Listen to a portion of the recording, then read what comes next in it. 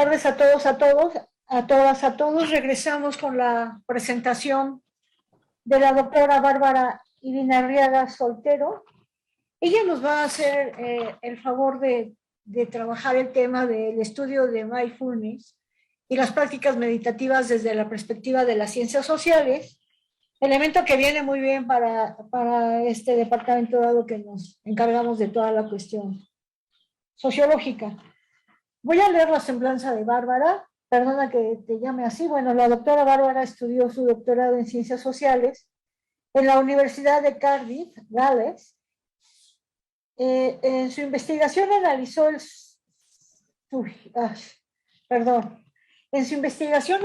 el surgimiento y evolución de la atención plena y otras prácticas meditativas en México. Estudió los aspectos socioculturales que influyen en la difusión de estas prácticas en diferentes sectores desde una perspectiva decolonial. Además de estudiar una maestría en métodos de investigación en psicología, la doctora Bárbara completó un diplomado en mindfulness y ha asistido a múltiples conferencias y retiros sobre meditación en México, Asia y Reino Unido. Bárbara es licenciada en Psicología por la Universidad Nacional Autónoma de México, UNAM, y comenzó su práctica meditativa en el 2009, formándose también como maestra de atención plena y prácticas de conciencia corporal y emocional en el programa de Ecología Humana de la Facultad de Psicología de la UNAM. Finalmente, Bárbara es socio fundadora y docente en el Instituto de Psicología Contemplativa.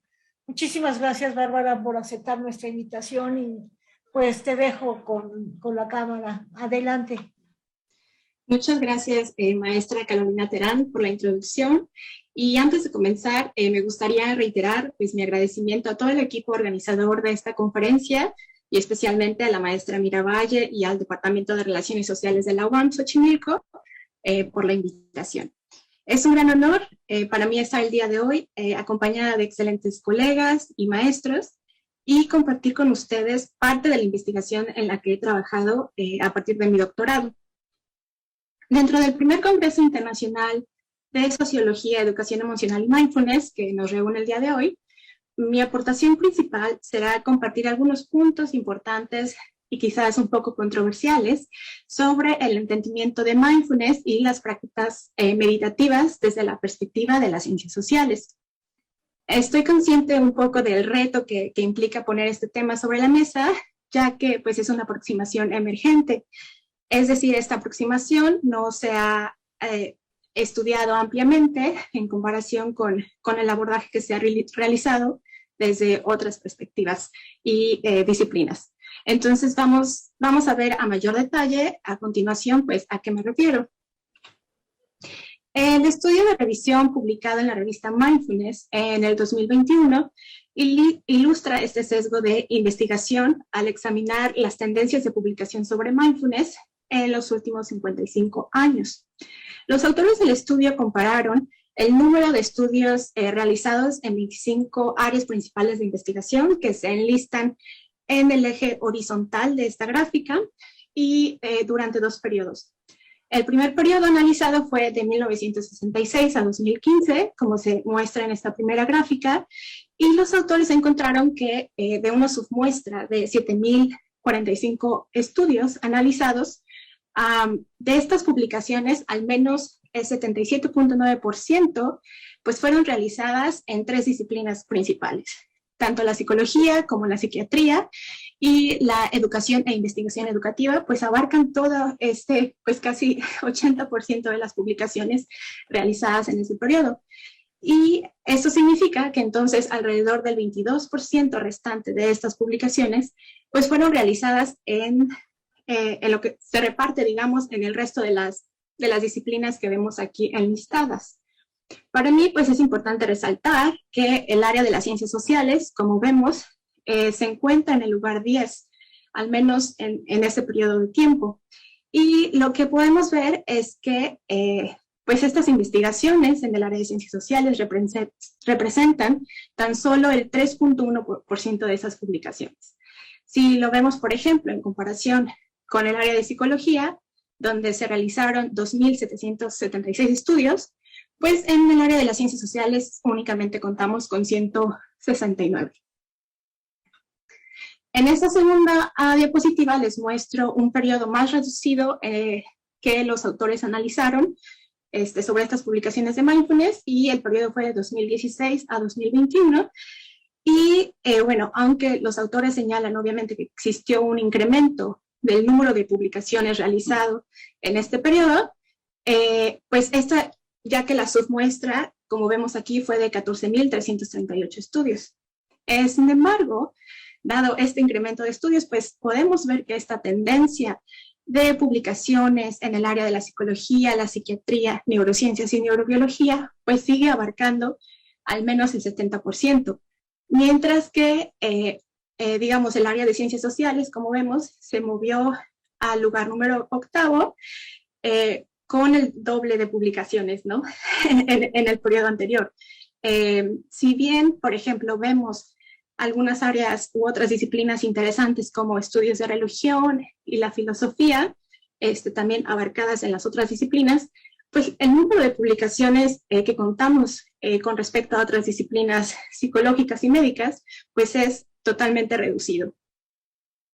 Y bueno, el propósito de mi presentación el día de hoy, pues es enfatizar, ¿no?, que dentro de estas áreas de las ciencias sociales, pues es posible explorar con profundidad y con la misma rigurosidad, pues el tema de mindfulness y prácticas contemplativas en general. Entonces, como les decía, el objetivo de mi presentación es introducir una aproximación diferente para entender mindfulness y las prácticas meditativas como un fenómeno social. El uso de un par de lentes, como muestro aquí en la diapositiva, pues es, digamos, una analogía común para describir este proceso de cambio de perspectiva. Digamos, para acercarse a un tema de investigación con una mirada fresca y hasta cierto punto, pues, poco familiar, ¿no?, para algunas de nosotras y para ciertas disciplinas. Y bueno, a continuación explico un poco más a qué me refiero. La investigación en áreas como las neurociencias, la psiquiatría, la psicología clínica y experimental, pues han permitido entender cambios a nivel cerebral de las prácticas meditativas. Los beneficios que dichas prácticas tienen en enfermedades físicas y de salud mental, por ejemplo, el aumento de bienestar reportado, así como la reducción de estrés y el incremento de la productividad y el rendimiento escolar, entre otras variables psicológicas.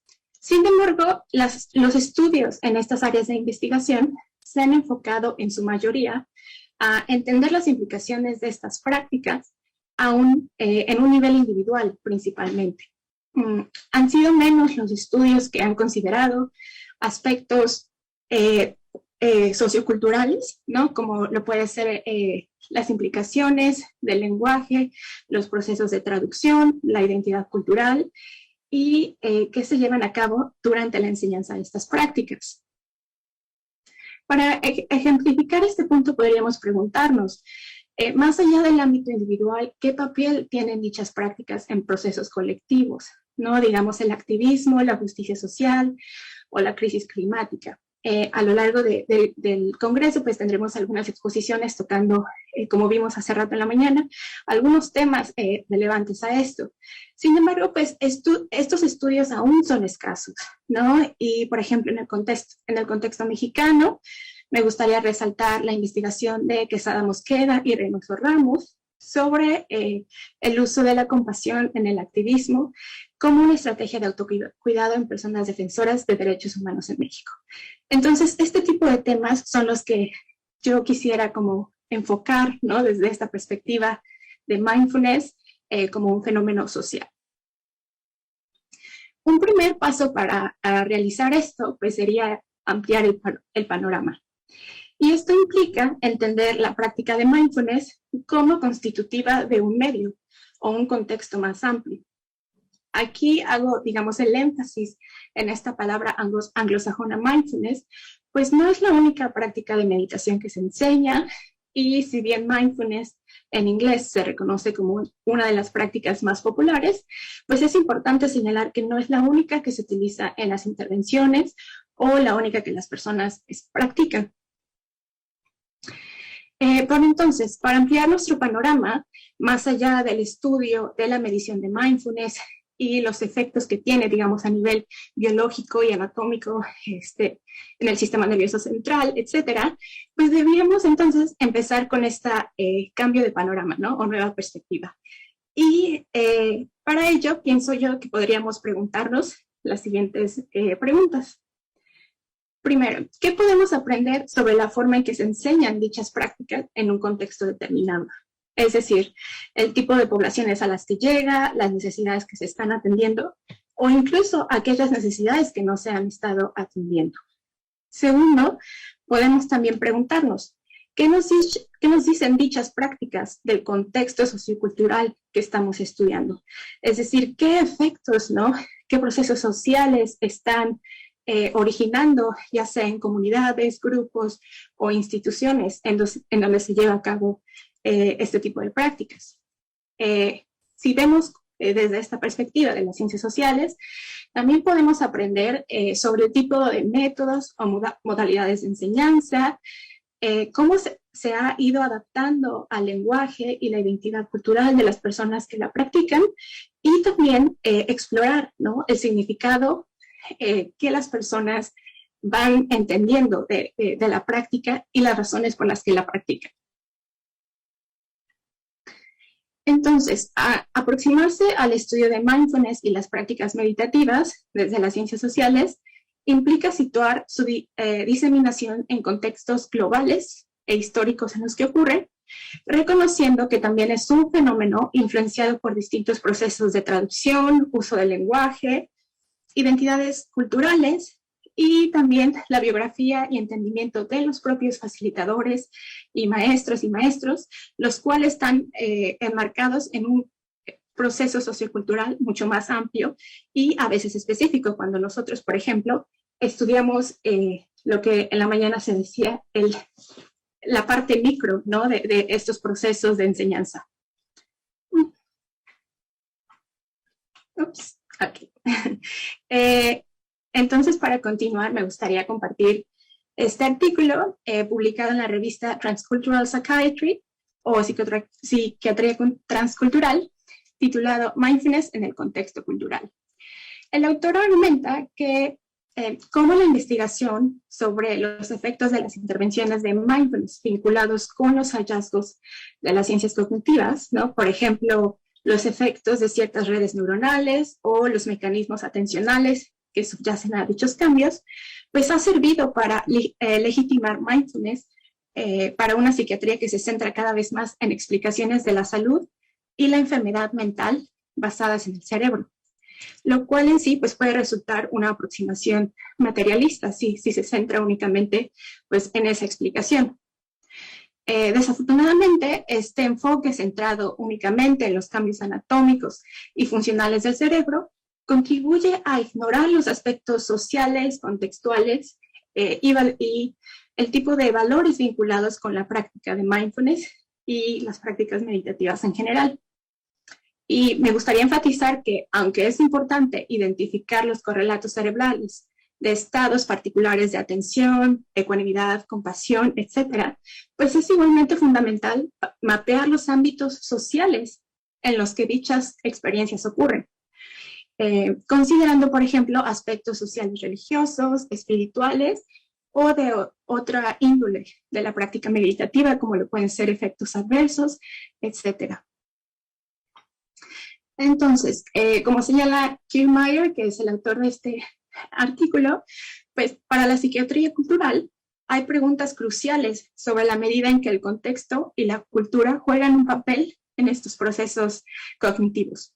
De hecho, los efectos de la meditación en el cerebro también pueden depender de la historia del desarrollo de la persona, así como los desafíos y posibilidades de los contextos sociales actuales, todo lo cual a su vez depende de pues, la cultura. Es decir, los cambios que ocurren a nivel individual no están aislados, ¿no? En contraste, pues más bien están en constante relación con el ambiente que nos rodea Y solo por mencionar algo muy breve, pues la cultura influye en la expresión y el manejo de la salud mental, ¿no? Por ejemplo, en México sigue existiendo estigma, ¿no?, sobre la depresión, la ansiedad y las prácticas necesarias para el cuidado de la salud mental, ¿no? Y como sabemos, pues esto es algo que se ha exacerbado con la pandemia y ha originado, pues sí, un surgimiento de programas y aproximaciones a esto, pero pues sigue siendo un reto importante el entender cómo nuestra cultura, ¿no?, también posibilita o quizá limita, ¿no?, las prácticas que podemos tener para el cuidado de la salud mental. Y bueno, entonces aquí podríamos preguntarnos lo siguiente: ¿en dónde nos encontramos en países latinoamericanos respecto al estudio de las adaptaciones de mindfulness? ¿Qué tan conocidas son estas aproximaciones en el campo? ¿Y cuál es el diálogo que hemos tenido al respecto o que está por seguirse construyendo, ¿no? Es muy importante enfatizar que aquí no me refiero necesariamente a los estudios de replicabilidad de otros protocolos de mindfulness, sino realmente el cuestionamiento de cuáles son las barreras, digamos, que encontramos en nuestros contextos culturales no anglosajones y cómo estas adaptaciones entonces están llevando a tener quizás un impacto distinto o quizás experiencias distintas en las poblaciones con las que trabajamos. De acuerdo a la literatura científica disponible, han sido muy pocos los estudios que se han enfocado en estudiar diversas poblaciones, considerando, por ejemplo, la inclusión de grupos minoritarios o diseños comparativos de investigación sobre la eficacia de mindfulness en diferentes grupos etnorraciales, o la revisión de adaptaciones culturales de intervenciones basadas en mindfulness en poblaciones específicas, como lo comparto en la pantalla. Y pues esto nos indica, ¿no?, la poca participación y en consecuencia escasa representatividad de diversos grupos culturales. Y aquí, bueno, sería compartir brevemente una de las revisiones sistemáticas y de metaanálisis desarrollada por Castellanos y colaboradores, en donde se incluyeron aquellos estudios de mindfulness que específicamente hablaban de adaptaciones culturales y particularmente en el contexto de poblaciones hispanas. De una muestra de 95 estudios se incluyeron únicamente para la revisión pues 20 estudios. Y eso fue basado en dos criterios importantes. El primero fue que los estudios estuvieran escritos tanto en inglés como en español. Y el segundo, que estas investigaciones de las adaptaciones de mindfulness pues estuvieran enfocadas a dos programas específicos. El programa de reducción de estrés basado en atención plena, que lo conocemos como MBSR, y el MBCT, que es la terapia cognitivo-conductual basada en atención plena. Obviamente, algunas de las limitaciones de este estudio es que simplemente revisaron pues estos dos criterios, ¿no? Y aunque no es o no nos puede hablar de una generalidad de los estudios en Latinoamérica, pues nos muestra, digamos, pues la poca representatividad de algunas intervenciones adaptadas en estos contextos. Como se muestra en la tabla en esta pantalla, pues vemos que los principales estudios en poblaciones hispanas pues fueron en España. El segundo lugar pues fue en poblaciones hispanas en Estados Unidos. Y de acuerdo con los criterios de inclusión de este estudio, pues simplemente se detectaron 3 estudios de adaptaciones culturales de estas intervenciones en Chile y Colombia. Un punto, digamos, interesante es que los autores, ¿no?, proponen que se debe de hacer una exploración de estas adaptaciones culturales en estos contextos específicos. Y cabe mencionar que, bueno, la categoría hispanos, pues desde una perspectiva de las ciencias sociales, pues podría estar reduciendo, ¿no?, esta diversidad cultural, pues en Latinoamérica, como sabemos, tenemos comunidades indígenas, que su lengua primaria no es el español, y bueno, en otros países latinoamericanos, pues el español tampoco es el idioma o la lengua madre, y en este sentido el enfocar simplemente en poblaciones hispanas pues reduce el universo de entendimiento, ¿no? Una fortaleza, como comentaba, pues de este estudio es que los autores proponen una codificación bastante útil, ¿no? Para evaluar el tipo de adaptación que se ha realizado. Y como vemos en la diapositiva, pues estas adaptaciones van desde el enfoque de una intervención bilingüe, ¿no? De saber que el lenguaje puede ser una barrera para la práctica o el acceso a este tipo de intervenciones.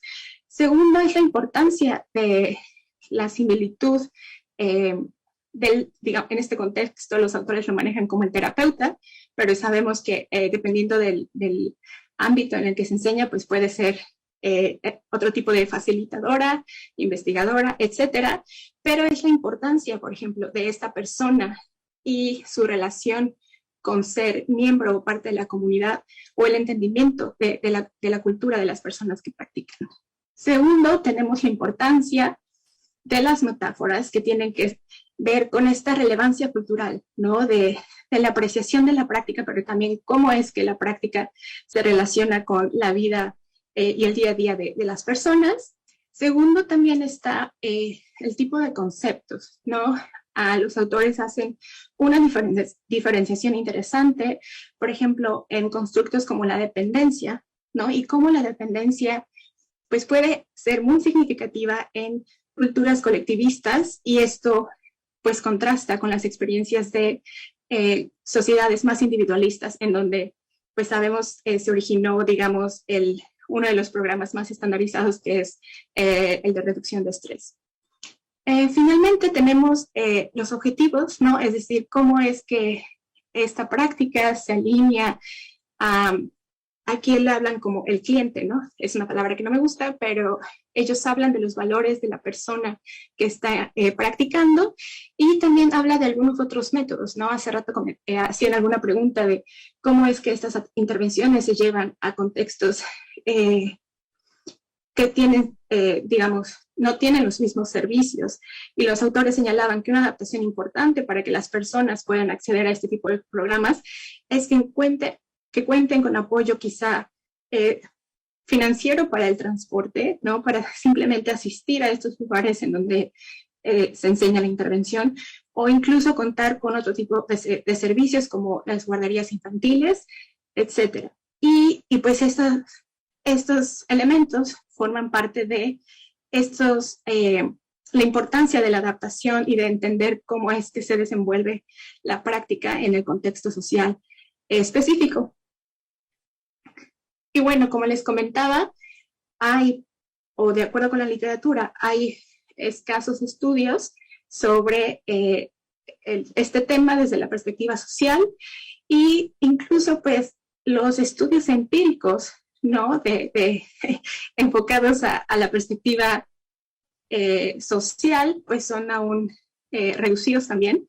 Entonces, bueno, esto es algo importante, ¿no? Que también necesitamos traer esta investigación sistemática en el campo de las ciencias sociales. Tanto la antropología, la historia, la sociología son disciplinas importantes que nos pueden llevar a entender estos aspectos sociales y culturales que apenas empiezan a estudiar con mayor cuidado en el tema de mindfulness.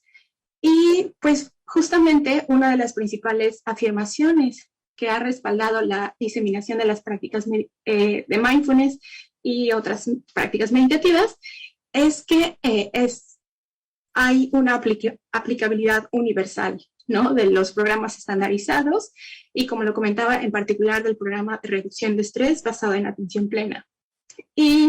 Pero como veremos a continuación en este estudio de caso, que es uno de los pocos trabajos de campo que se han realizado específicamente en el contexto de Latinoamérica y el Caribe, pues nos permite comenzar a explorar cuáles son las limitaciones, ¿no? de esta suposición de que hay una aplicabilidad universal, y también nos ayuda a reconocer los alcances de esta. Entonces, este estudio etnográfico de Hoffman ofrece un acercamiento interesante desde la perspectiva de la psicología cultural. Hoffman estudió la implementación de una capacitación de 4 a 5 días del programa MBCR con un grupo de 20 agentes comunitarios de salud mental y con un grupo de 28 maestros en escuela primaria en una ciudad grande al suroeste de Haití. Las sesiones del entrenamiento fueron dirigidos por una instructora de una universidad estadounidense que contaba con una práctica personal de mindfulness establecida y también que pues, estaba acompañada de una traductora de la lengua que se hablaba en ese contexto haitiano, y a su vez, bueno, esta persona contaba con estudios avanzados de psicología, consejería, terapia psicológica y un conocimiento sólido de la comunidad y la cultura local. Asimismo, la investigadora que estuvo a cargo del estudio, bueno, es antropóloga en la educación y tenía también experiencia personal y conocimiento de diferentes programas de mindfulness, y entonces estaba en este estudio con la finalidad de entender aquellos aspectos socioculturales relevantes en la enseñanza de esta intervención de MBCR. Hoffman utilizó 3 métodos de recolección de datos, es decir, realizó notas de campo observacionales durante cada sesión del entrenamiento de MBCR. Además, se les pidió a los participantes responder un cuestionario de respuestas abiertas sobre su entendimiento y las percepciones acerca del programa. Se hizo también un seguimiento en 2 puntos. El primero fue a 4 meses después del entrenamiento, donde se realizó un seguimiento mediante entrevistas cualitativas individuales con los profesionales de la salud y se llevó a cabo entrevistas de grupos focales con los maestros. Finalmente, al cabo de los 10 meses del entrenamiento, los 2 grupos participaron en una reunión grupal en la que se discutieron y elaboraron sus respuestas en un cuestionario final. Como señala la autora de este estudio, pues el modelo de entrenamiento ofrecido a los 2 grupos en esta comunidad en Haití se basó en las ideas centrales y prácticas fundamentales de MBCR, originalmente diseñados y enseñados en Estados Unidos. Por ejemplo, algunos de este contenido pues incluyó las 7 actitudes de mindfulness, el ejercicio de la uva pasa, el escaneo corporal, así como diferentes prácticas de meditación sentada y caminando y pues posturas básicas de yoga, al igual que la oportunidad de compartir las reflexiones sobre sus experiencias y realizar preguntas a la instructora durante el entrenamiento. Ups, las diapositivas tendrían que estar al revés, pero aquí les voy a compartir algunos de los resultados que discutió la autora de este estudio. Y bueno, en primer lugar, Hoffman enfatiza que los hallazgos del estudio en sí no reflejan la calidad de la enseñanza de la entrenadora calificada, puesto que ese no era el objetivo de este estudio. Por el contrario, los temas emergentes que se mencionan a continuación, pues deben entenderse en relación al universo más amplio, ¿no?, del discurso que está impregnada en la diseminación de MBCR a nivel mundial y que tiene que ver con la forma en que se exporta a otras culturas y esta suposición de su aplicabilidad universal que comentaba anteriormente. Entonces, por un lado, los participantes del estudio pues reportaron haber estado satisfechos con el entrenamiento de MBCR y señalaron la relevancia tanto para su vida personal como profesional del aprendizaje de esta práctica. Incluso en el seguimiento realizado a los 4 y 10 meses después del programa, los participantes señalaron que continuaron con la práctica, ¿no? Y que incluso habían traído esta práctica a su lugar de trabajo, mostrando también un gran interés por el seguimiento a la enseñanza de estas prácticas más allá del entrenamiento recibido. Sin embargo, una de las limitaciones que la autora pues discute, ¿no?, es justamente esta limitación metodológica de los cuestionarios de autorreporte, ¿no?, que tanto la cultura haitiana de respeto podría haber estado implicada en la deseabilidad social de dar una evaluación positiva a este entrenamiento, puesto que pues hubo también temas que fueron, digamos, y que reflejan tensiones centrales en las ideas que se enseñan en el programa de MBSR. Entonces, bueno, mediante el análisis sistemático de los datos recolectados durante la observación etnográfica y las entrevistas individuales, tanto como los grupos focales y la discusión de grupo, pues señalan así temas significativos que reflejan tensiones y puntos de diferencia importantes entre las ideas centrales presentadas en el programa de MBSR, como se originó en el contexto anglosajón, y las experiencias reportadas por los participantes en el contexto cultural haitiano. Dichos temas, brevemente, bueno, incluyen una noción diferente del yo, es decir, que para la comunidad, estos dos grupos en Haití, había una relevancia de un yo exteriorizado y relacional, vinculado al grupo y a la comunidad en donde trabajan. Y esto, pues, en contraste con un yo interior o individualista que se maneja mucho en el discurso anglosajón sobre mindfulness.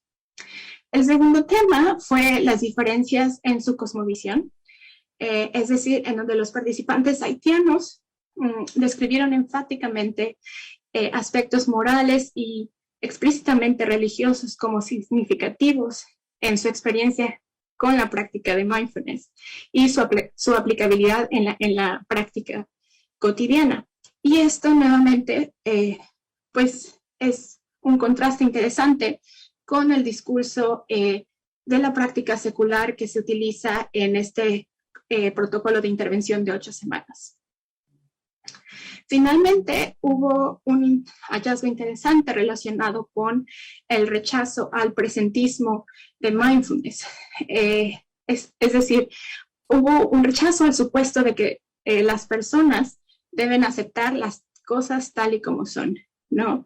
Para los participantes en estos dos grupos en Haití, había una connotación muy importante de luchar contra las cosas tal y como son, porque para ellos significaba crear nuevas condiciones y posibilidades de llevar bienestar colectivo y transformación social. Entonces, estos son temas importantes que nos hablan de la importancia de la exploración de mindfulness como un fenómeno social. Y como lo comentaba, pues bueno, estos resultados descritos por Hoffman desafían la suposición ampliamente sostenida en la literatura científica sobre esta aplicabilidad universal de mindfulness y en particular aquellas ideas centrales asociadas al programa de MBSR que no necesariamente tienen un vínculo, ¿no? Totalmente similar en contextos culturales diferentes a los anglosajones. Ok. Entonces, el estudio situado de la aplicación de mindfulness en contextos distintos a países anglófonos es de gran importancia. La investigación de Hoffman permite reflexionar que diferentes aspectos asociados a la personalidad y la identidad de los participantes, como es la etnicidad, esta percepción colectivista de la forma en que las comunidades funcionan y las relaciones que tienen entre sí, pues pueden influenciar de forma importante los significados que las personas le dan a esta práctica, y particularmente en contextos donde la marginalización social y condiciones materiales son escasas. Entonces, bueno, este caso de estudio reafirma la consideración de que pues, mindfulness no es experimentada de forma homogénea en otras poblaciones, como se sostiene en las investigaciones científicas, clínica y médica, y que, bueno, que podemos darnos cuenta que la forma en que se experimenta está influenciada por el contexto sociocultural donde se enseña. Si bien se registra que mindfulness tiene esta relevancia en otros contextos, en otros lugares, como lo hemos estado viendo esta mañana en el Congreso, también se observan tensiones sobre las creencias y conocimientos culturales de los participantes y así como los principios y valores asociados de mindfulness importados a otros contextos. Entonces, bueno, aquí la pregunta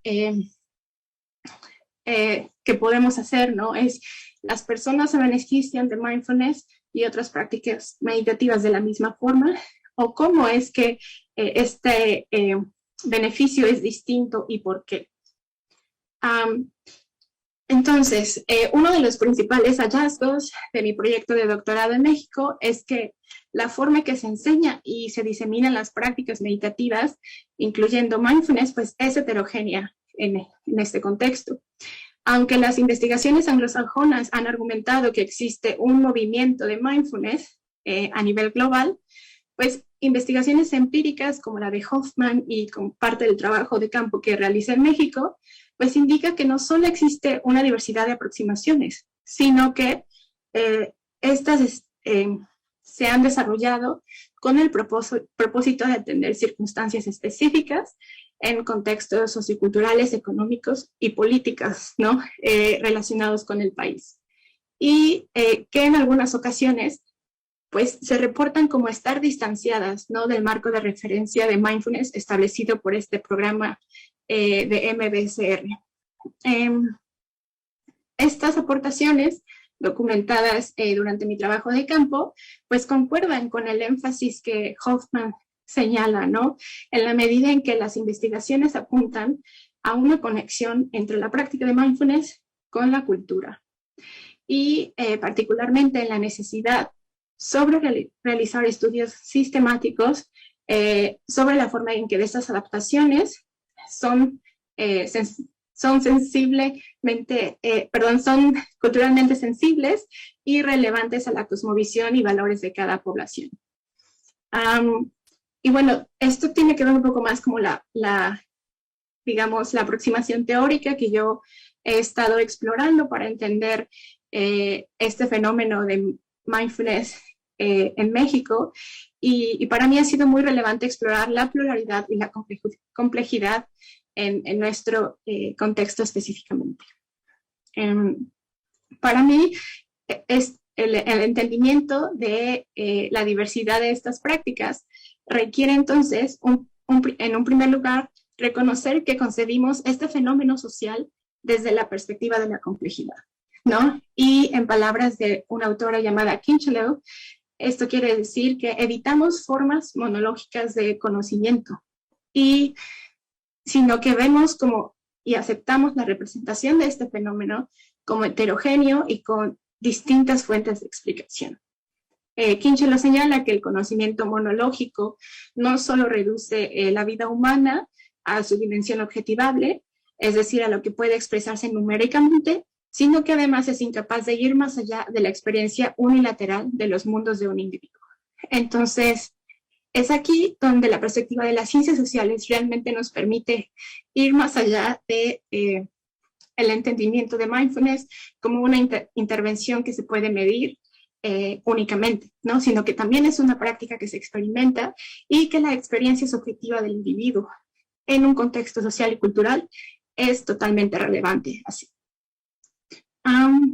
En este sentido, el marco de la complejidad permite ir más allá de un movimiento homogéneo de mindfulness, como se establece desde la perspectiva anglosajona, y que normalmente se ha enfocado en el estudio de protocolos de 8 semanas, como lo es el programa de MBSR, entre otros.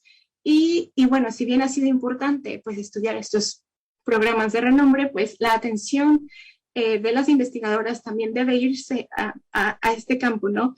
A estudiar aquellos programas adaptados que están teniendo un impacto significativo y que no necesariamente corresponden con estos programas estandarizados, ¿no?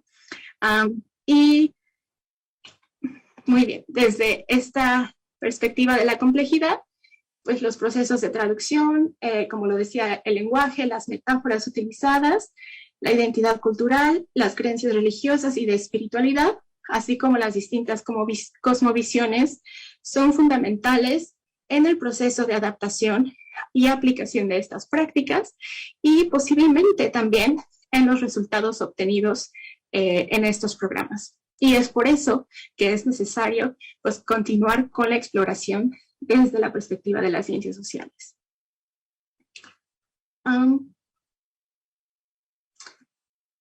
Sí, estoy consciente del tiempo, entonces me gustaría ir un poco a los comentarios finales que quisiera compartir el día de hoy. Y pues, bueno, el día de hoy he hablado de una perspectiva general de las ciencias sociales para abordar el tema de mindfulness y las prácticas meditativas. Entiendo perfecto, ¿no?, que puede haber alguna resistencia al estudio social de este tema y un interés quizás en continuar con el estudio clínico y experimental sobre la eficacia de intervenciones de mindfulness. Y aunque este estudio en poblaciones diversas y escenarios distintos es de vital importancia, me parece que no debe de estar desligada del estudio de los aspectos socioculturales y políticos del contexto en el que estamos estudiando dichas prácticas. Asimismo, pues vislumbro algunos retos que tienen que ver con esta resistencia a utilizar metodologías cualitativas, teorías sí, de la complejidad y que tienen que ver más con la interseccionalidad también de las poblaciones con las que trabajamos.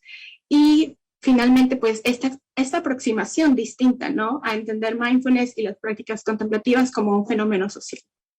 El segundo desafío es justo el reto, ¿no?, que tenemos para elaborar un trabajo interdisciplinario.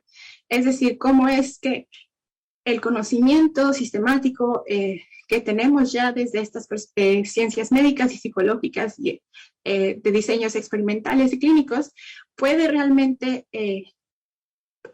crear un puente, ¿no?, con el conocimiento que tenemos nosotras desde las ciencias sociales en general.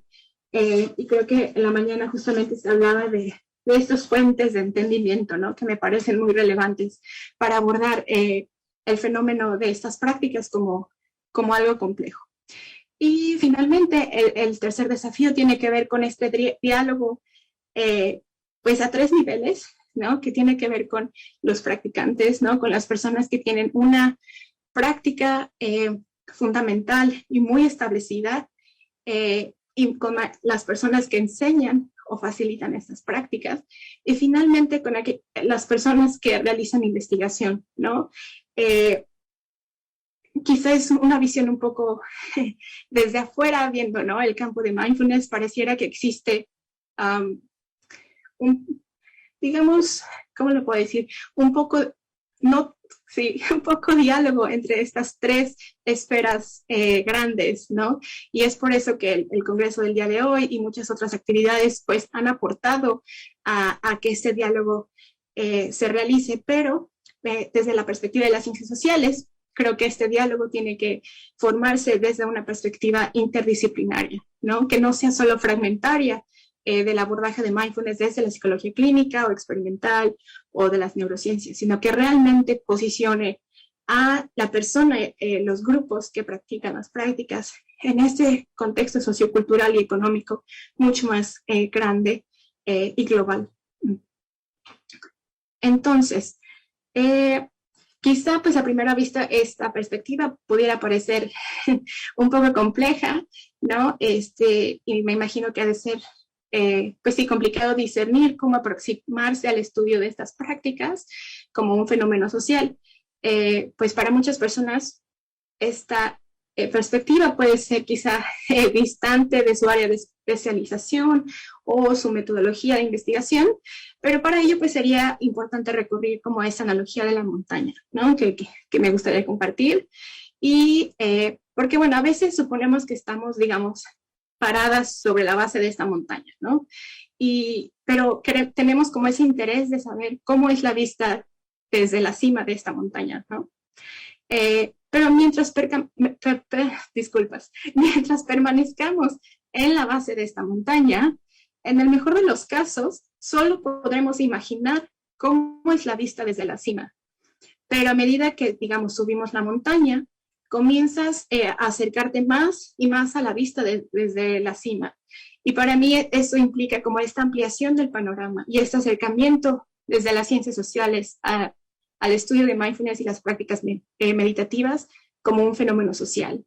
Si bien no quiere decir que renunciemos a los conocimientos que tenemos y que están en nuestra base, ¿no?, de esta montaña, sino que podamos complementar y profundizar el entendimiento del tema con más de una sola perspectiva.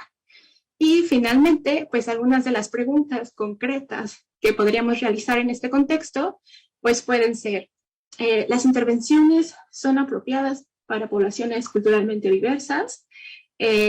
La adaptación cultural es necesaria para mejorar la eficacia cuando se aplica en personas de en un entorno sociocultural específico. Tercero, también podremos preguntarnos cómo los conceptos, procesos y principios esenciales, incluyendo el constructo de mindfulness, están sesgados o no culturalmente.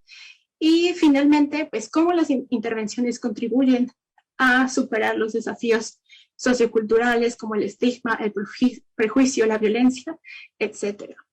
Y las ciencias sociales pues abren nuevas líneas de investigación sobre el tema, específicamente pues un mayor entendimiento de este fenómeno como de forma situada, considerando, como lo he dicho, aspectos sociales, culturales, económicos y políticos de cada contexto, y así como abordando los retos que se presentan en la introducción de estas prácticas, y yo espero que el Congreso nos permita ir explorando un poco más, como se ha visto el día de hoy, cómo es que este trabajo puede realizarse en México y en otros contextos.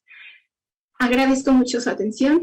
Este es mi correo electrónico, y también compartir una de las iniciativas del Instituto de Psicología Contemplativa, pues es el Diplomado Interdisciplinario de Psicología Contemplativa, que ya la primera generación empezó este año, pero pues si están interesados, les comparto con mucho gusto las redes sociales y el correo en donde pueden tener más información, y les agradezco mucho por su atención y la invitación a participar en este congreso.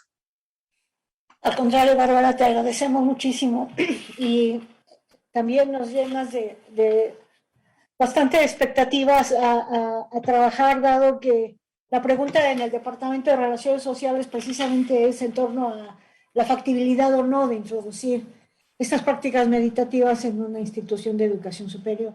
Y con tu ponencia, pues nos quedan claras las preguntas que tenemos que empezar a reflexionar, sobre todo para el desarrollo del documento que vamos a llevar al Consejo Divisional para el diseño de la nueva área de investigación. ¿Tienes algunas preguntas del público? Voy a leerlas una por una. Nancy González dice, doctora Bárbara, hablando de la perspectiva de las ciencias sociales, ¿qué opina en relacionar el mindfulness en la filosofía para el desarrollo socioemocional de los niños? ¿Te leo todas? Sí. Carino San Juan dice, ¿cómo llevar el mindfulness a la modalidad online? Después, Claudia Palavicini dice, desde el Instituto de Psicología Contemplativa, ¿cómo se aborda el tema del mindfulness en el ambiente social? ¿Qué programas tienen? Bueno, eso ya está ahí el correo. Davina Villagrán dice, ¿qué sucede con la interacción social desde los protocolos que mencionaste? Considero que hace falta una parte ética y el vínculo del individuo con lo social. Perdón, Carolina, me perdí la primera parte de la pregunta de la doctora Gavina. ¿Qué sucede con la interacción social desde los protocolos que mencionaste? Ella considera que hace falta la parte ética y el vínculo del individuo con lo social. Después otra vez Carino San Juan volvió a decir de qué manera incluye las teorías del grupo en su investigación. Retoma a Alport y a Enrique Pichón Riviera. Le agradecería su opinión. No todas. Bueno, de acuerdo. Pues, sí, creo que me gustaría comenzar con la cuestión de la interacción social y la ética. Justamente los estudios clínicos y experimentales que se han realizado hasta el momento no han estudiado específicamente esta parte relacional de las prácticas, o al menos estos estudios interesados en conocer cómo es la interacción social, ¿no?, entre los participantes de las prácticas y cómo cambia a partir, ¿no?, de su relación con esta práctica han sido relativamente pocos, ¿no?, en comparación con el conocimiento que tenemos de los mecanismos de mindfulness y la evaluación de estos programas en variables psicológicas. Y lo que señala la doctora Gavina sobre la ética es un aspecto muy, muy importante, porque como mencioné hace rato, a veces se asume, ¿no?, que en este discurso de que la práctica de mindfulness es secular, entonces no estamos mirando ningún contexto moral o explícitamente ético. Y hay un poco de debate acerca de esto, ¿no? Hay quienes realmente hablan de que el aspecto ético de la práctica es inherente a la forma en que se practica, a la forma en que el individuo desarrolla mindfulness. Y hay otros autores que señalan que debe de haber una contextualización más explícita del uso de la ética, ¿no? Por ejemplo, aquellos estudios que se han hecho en empresas, ¿no? Una de las principales críticas que se hace es, bueno, queremos hacer trabajadoras y trabajadores más productivos sin necesariamente cambiar el sistema, la estructura o jerarquía en la que estas personas trabajan en las organizaciones. Ese es un aspecto, digamos, ¿no?, de donde el tema de la ética es súper importante, pero no necesariamente se hace explícito desde el desarrollo de las prácticas en modelos organizacionales. Entonces, bueno, me parece que es un área de exploración y también sería importante considerar que hay programas que hacen mucho énfasis en esta interacción social, ¿no?, y la práctica relacional. Y hay menos literatura al respecto de estos programas y la forma en que esta interacción realmente influye en los beneficios que las personas experimentan de estas prácticas. Sobre el uso de la modalidad online, pues sabemos que la enseñanza de las prácticas se movió de forma importante no solo mediante las aplicaciones en los teléfonos celulares, eso ya estaba desde antes de la pandemia, pero sabemos que las relaciones y justamente el vínculo para practicar mindfulness y otras prácticas fue realmente importante durante la pandemia, ¿no? Porque muchas personas no pudieron tener acceso a los servicios psicológicos, a diferentes tipos de servicios también de modelos médicos, ¿no? Y entonces la adaptación al sistema en línea pues fue muy importante, ¿no? En el momento del aislamiento y de no tener este distanciamiento con las demás personas. Sin embargo, pues hay practicantes y maestros que argumentan que la práctica que se realiza en línea o mediante, ¿no?, estos dispositivos no necesariamente incluye la misma experiencia que practicando con una facilitadora o un maestro en persona. Entonces, este es un punto de exploración muy importante porque hay incluso estudios, ¿no?, que ya están explorando, por ejemplo, la posibilidad de la realidad virtual, ¿no?, para enseñar esta práctica. Entonces, hay que realmente preguntarnos en qué medida nosotros podemos desvincularnos de este mundo social y de esta interacción comunitaria para entrenar nuestra atención mediante la tecnología. ¿Es una gran ventaja? Claro que lo es. Uno de sus aspectos importantes es que llega a más personas, ¿no? Es menos costosa que si una persona tiene que, por ejemplo, pagar un curso, pero aún así tenemos desventajas que pues faltan estudiar, ¿no? Si realmente estas aproximaciones en línea tienen o no los mismos resultados o beneficios. La siguiente pregunta sobre la filosofía y las habilidades sociales y emocionales de los niños. Eso es algo que yo no he explorado en mayor medida, pero hay ponentes en este congreso que han trabajado justamente con poblaciones, con niños, adolescentes, y que se han dedicado a el desarrollo de programas que, por ejemplo, exploran las habilidades sociales en relación con la filosofía para niños, con otro tipo de conceptos y teorías que son relevantes en ambientes educativos. Y en cuanto al diplomado del IPSIC, del Instituto de Psicología Contemplativa, hay algunos talleres que están en puerta. hay uno que se llama Conecta con tu cuerpo y sensaciones, en donde se abordarán los fundamentos teóricos y prácticos de la atención plena, y el objetivo será vivir en primera persona estas prácticas para poder entender el beneficio que nos rodea y cómo la aplicación se puede llevar a la vida diaria. Y creo que, no sé si me hace falta alguna. Y bueno, les pasaría la información para que puedan acercarse al Instituto de Psicología Contemplativa y pedir más informes de las actividades que se realizan.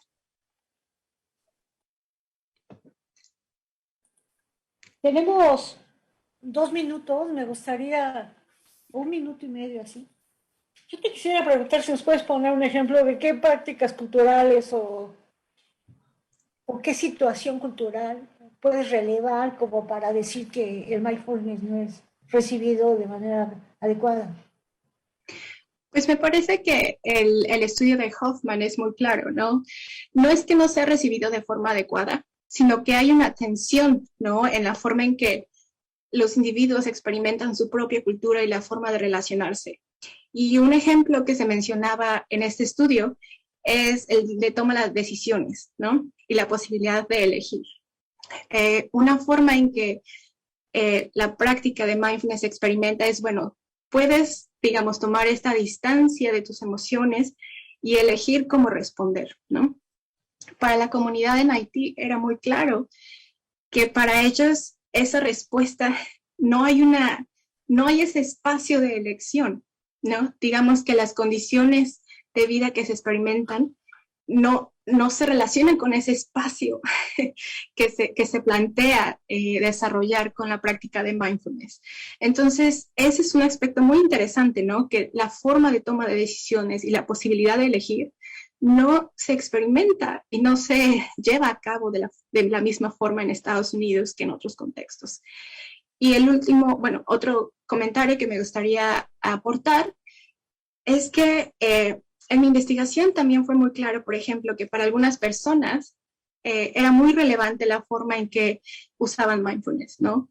Algunas personas podrían practicar y decir que esta práctica, de hecho, era como un preámbulo para su práctica religiosa, ¿no? De orar o de realizar alguna otra práctica. Entonces, si bien podemos decir que el contexto en donde se enseña, ¿no? O los objetivos de la práctica son seculares, entendemos que hay personas que realmente lo incorporan a estos aspectos religiosos y culturales. Y hay contextos, por ejemplo, educativos, en donde la educación está muy enfocada al enfoque católico, por ejemplo, y no hay un recibimiento muy positivo de los programas de intervención de mindfulness, a pesar de este discurso de que es una práctica secular. Entonces, me parece que el debate y la atención está ahí, simplemente no hemos llevado nuestro foco de atención a cómo se experimentan esas tensiones, ¿no? Y cómo resulta desafiante para algunas personas decir, bueno, en mi práctica espiritual, cristiana, católica, etcétera, es de mucha ayuda, ¿no? Pero quizá en ese mismo contexto la persona no encuentra esa aceptación de decir, bueno, mindfulness no comparte, ¿no? La perspectiva religiosa que yo practico, y entonces no hay ese entendimiento. Y me parece que tenemos que abordar más esto y entender cómo es que existen estas situaciones y cómo se pueden resolver. De acuerdo. Muchísimas gracias, doctora Bárbara